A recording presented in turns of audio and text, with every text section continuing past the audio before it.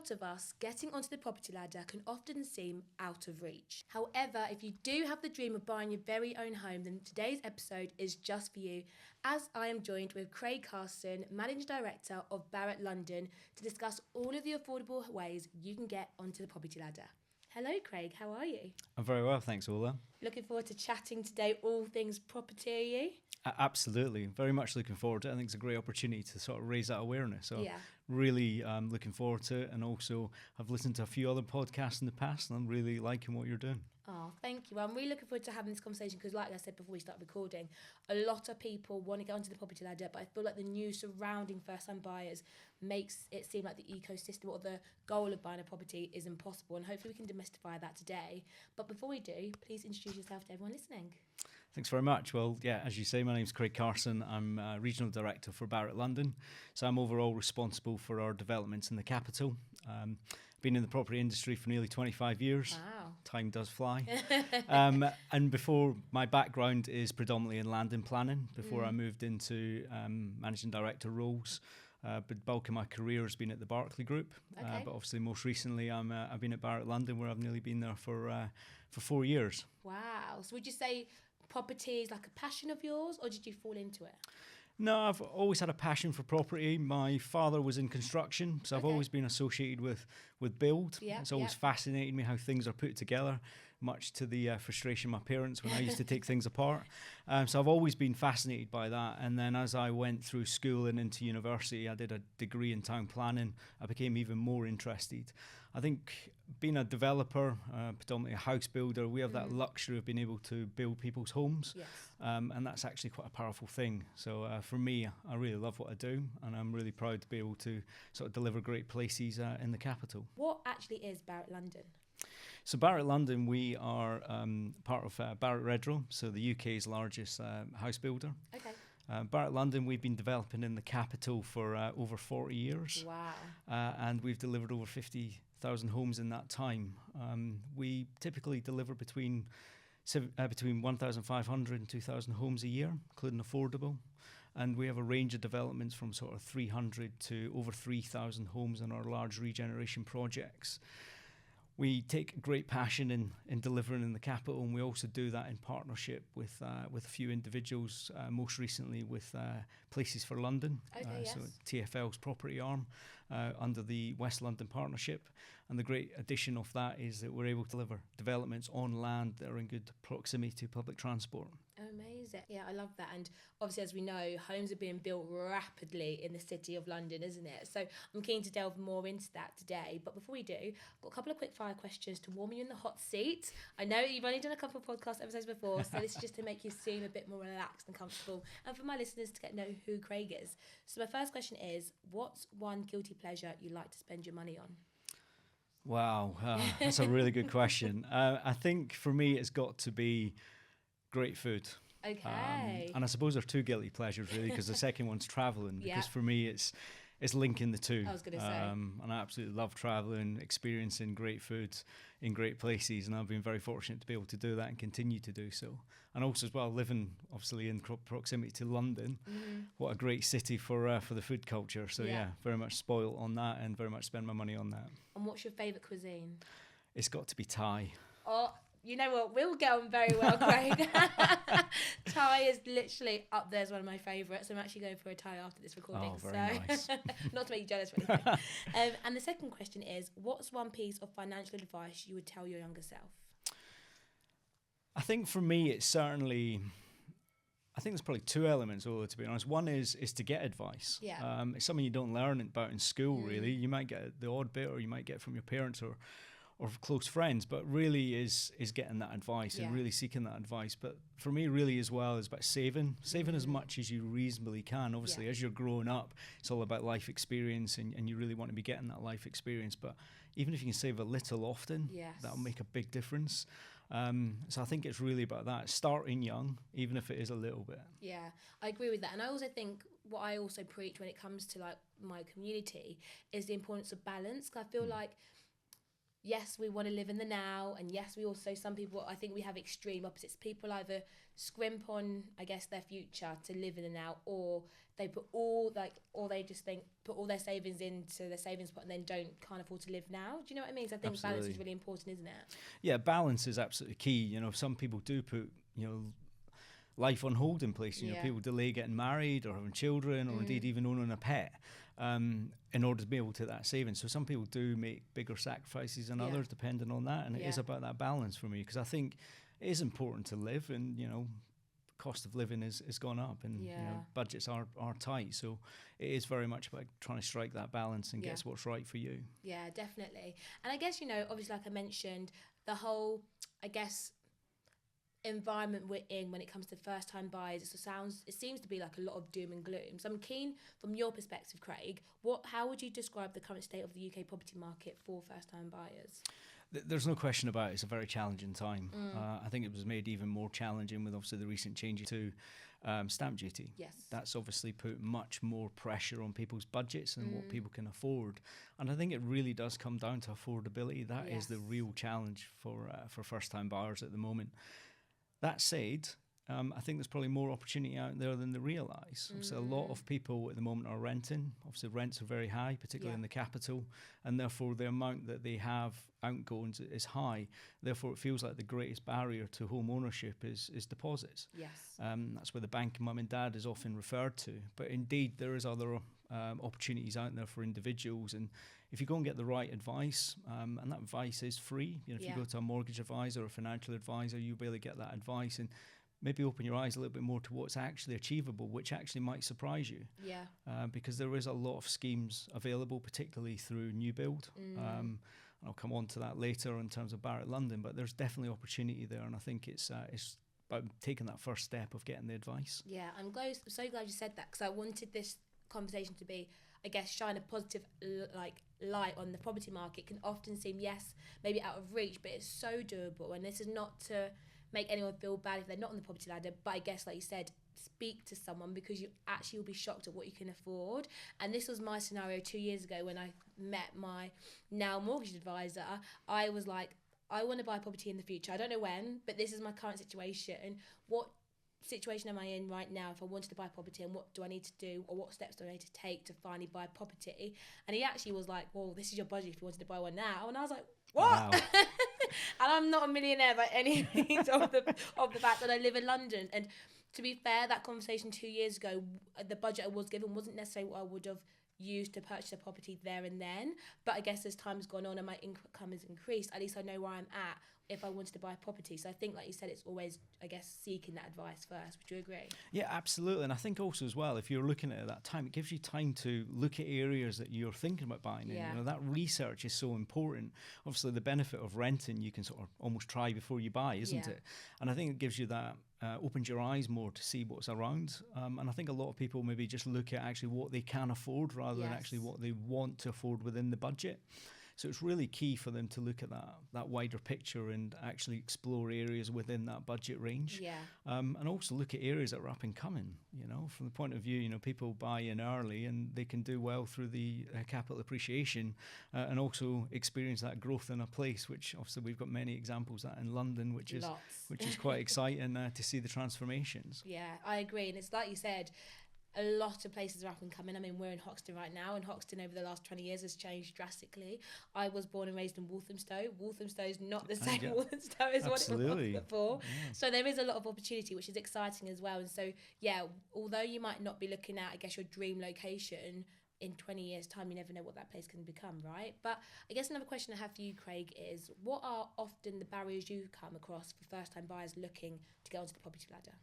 I think is the affordability piece. That is definitely one of the biggest barriers. And again, people just not had taken advice. So they come in maybe looking for property, but not quite understand what they can afford. And we often then refer them straight to an advisor. Obviously, our sales advisors do help where they can to guide them a little bit in terms of what is available, particularly the options that are available with Barratt London to support them. You know, we've got schemes that are available such as Deposit Boost, which is an example where if you've got a 5% deposit, we'll boost your deposit by up to a further 5%. Oh, which obviously gives people access to greater mortgage rates in terms of lower mortgage rates, boosts their affordability. And if people hadn't researched that, they wouldn't be aware of that. We've got other products available as well, Reside. And Reside is where you have been able to save a 5% deposit. You can then take a Reside equity loan up to further 15%, which therefore gives you 20%, which makes a big difference when you come to the affordability piece. But also as well, it may make you stretch from a 1-bed to a 2-bed. So again, depends what you're looking for. Depends on what options you really could look at in order to meet your needs at this current stage. Yeah, and you mentioned affordability, and I guess for some people that may have never had a conversation with a mortgage advisor, what does affordability look like to someone who wants to get on the property ladder?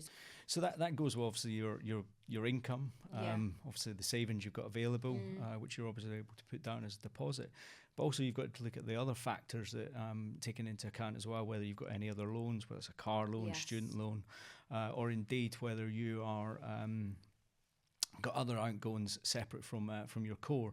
But in addition to that, you've got to look at the affordability as an overall. So you can't forget you may have service charge to pay. Yes. But service charge is often looked at as a burden. And of course, we are seeing high service charges within the capital with the recent increase in insurance policies, etc.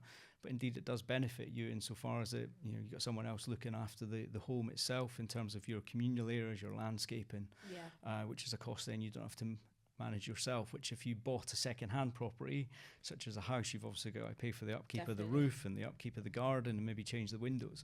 So there's a lot of other costs that are offset by that, which needs to be taken into account. But again, as we keep coming back to, and I think it's going to be a constant theme, is get that advice, because they'll really set them out and demystify it for you. Yeah, I agree. And I think oftentimes buying a house, buying a flat, or just getting on the property ladder just always seems so scary. But then when you actually have a conversation with someone like yourself, who seems really chill in the chair, or you speak to a mortgage advisor, they're just like, it's just no piggy. Do you know what I mean?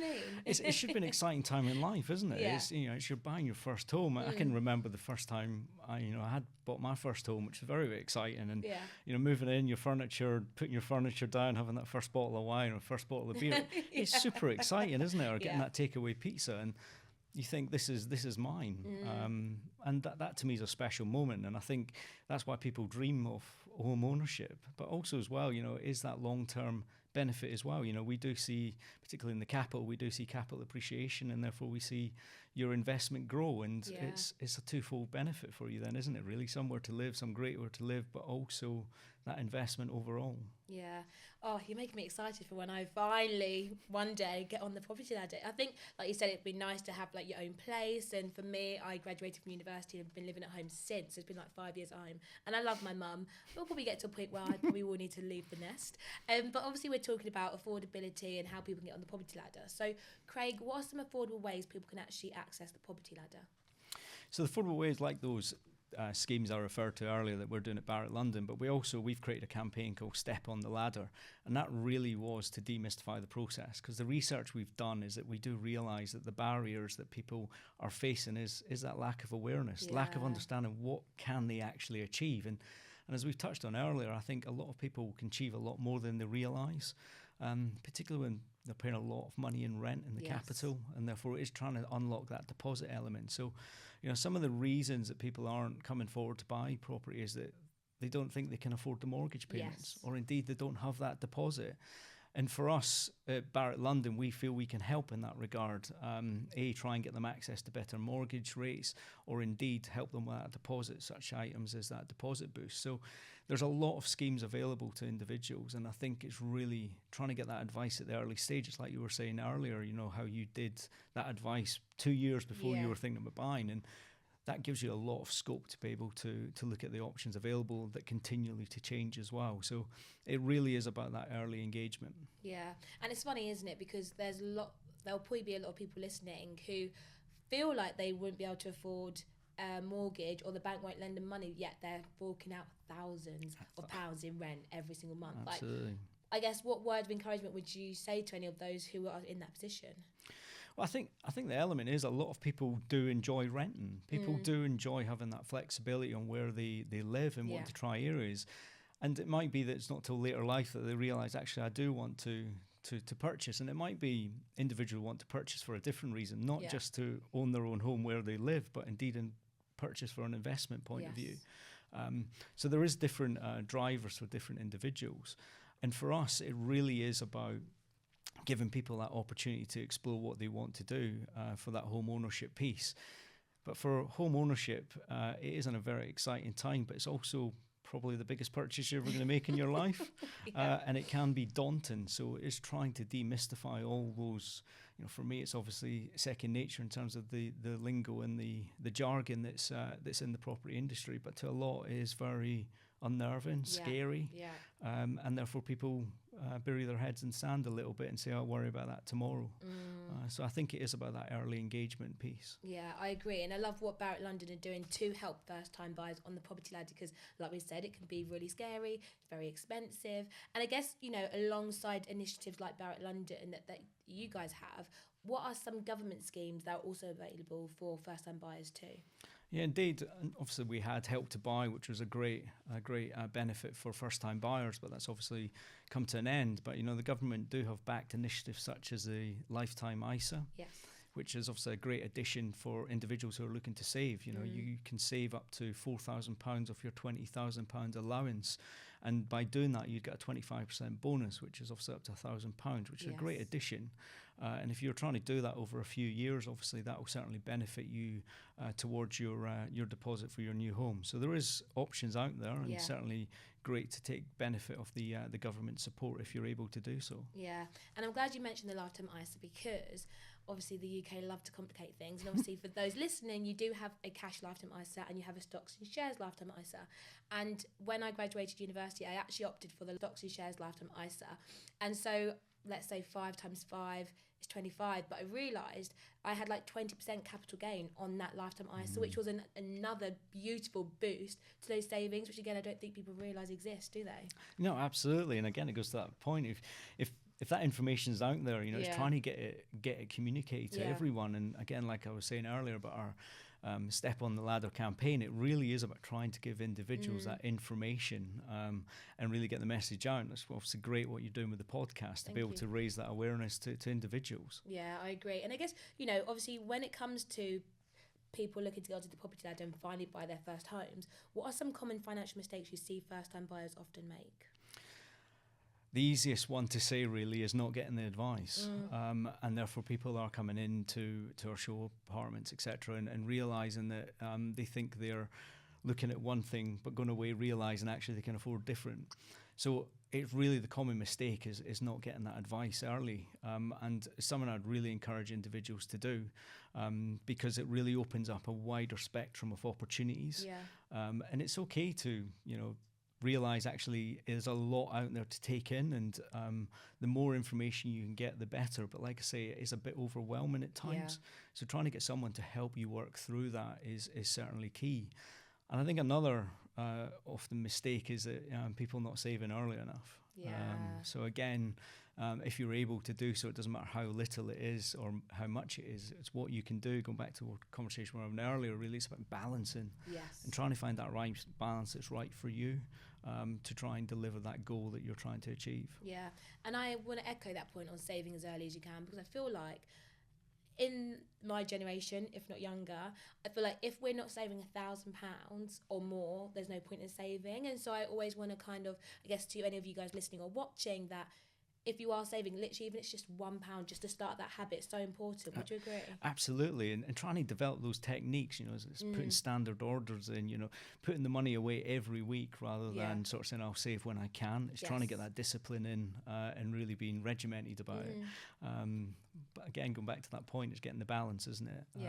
But it's really about getting that discipline in to be able to save frequently. Yeah, and I guess the benefit of having that Lifetime ISA is that you can't actually touch it until you're ready for that, to buy that first home or retirement. So if you feel like you have, I guess, the tendency to dip in that with savings, a Lifetime ISA can be a good deterrent, but obviously only get it if you do actually want to buy that first home, because obviously then there's the penalisation. But yeah, I feel like do your research when it comes to the Lifetime ISA, but I don't think you can really go too wrong if you actually know the end goal is definitely home ownership, right? I totally agree. Absolutely. And I think if you can benefit from like government schemes such as the lifetime ISA, I think that's a huge benefit.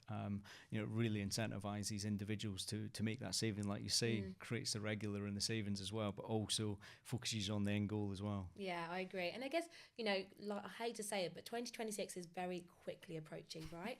And I know there's probably people who are probably in the home buying process that want to be in before Christmas. But if there's anyone that wants to go on the property ladder in the new year, what 3 tips would you share with them?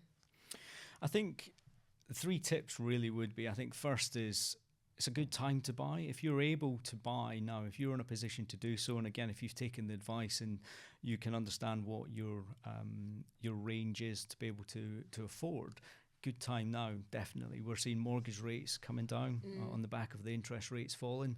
We're seeing sort of 5-year fix now under the 5% mark as well, which obviously a huge benefit for purchasers. And also in addition, we are expecting house prices to rise again, not in the too distant future, depending on which reports you read. Yeah. So it's a good time to get in. Plus as well, it's a good opportunity with the schemes that are available from developers like ourselves, and we will certainly help and guide you through that process. Certainly for us, the customer experience is everything. And the great thing about buying new, you do get handheld all the way through the process.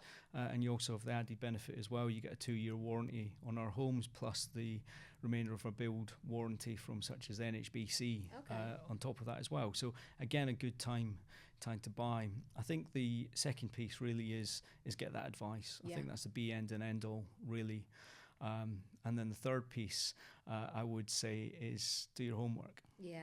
Really do the research. Understand once you know what you can afford, look at those areas that really are up and coming, or maybe are closer to work or closer to friends. But I think one of the things we definitely do benefit in the capital is great public transport. Yeah, true. And therefore it makes getting across the city very easy, albeit it does come at a cost.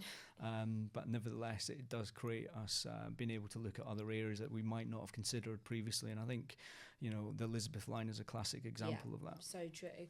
And I guess to add to that beautiful list of tips, I would say as well to do what is right for you, because I feel like, for example, I remember at one point I was looking at 1-bed flats, for example, and that was all I could afford, and I want to get on the property ladder and I can't live at home forever. And so many people were like, why would you buy a 1-bed flat, or why would you waste money on a mortgage for a property that size, or why would you not do this, why is it not an investment? It's just like, whoa, I'm buying a flat because I need a home and I need somewhere to live. And I guess, if you are listening to the podcast and you've had so much negative feedback, again, revert back to your mortgage advisor. If you can afford that purchase, do what's best for you. Would you agree, Craig? Absolutely. At the end of the day, it's your purchase, it's your home, and it's absolutely right for what's for you. It's how you live and how you want to live, and I think that's absolutely right. It's got to be your decision at the end of the day. Yeah, thank you. Brilliant, Craig. Well, thank you so much for joining me on the podcast today. I guess if anyone wanted to, check you out or check out Barratt London, where can they go to do so? Absolutely. So the best thing to do is search Step on the Ladder, and that will bring you up to our Barratt London website, or indeed go to barrattredroad.co.uk and you'll get a load of information there, or pop into one of our developments and obviously speak to one of our sales team, who would be more than delighted to take you through what products are on offer. Brilliant. Well, thank you so much, Craig. And as always, guys, all of the links will be in the podcast description. Thanks very much.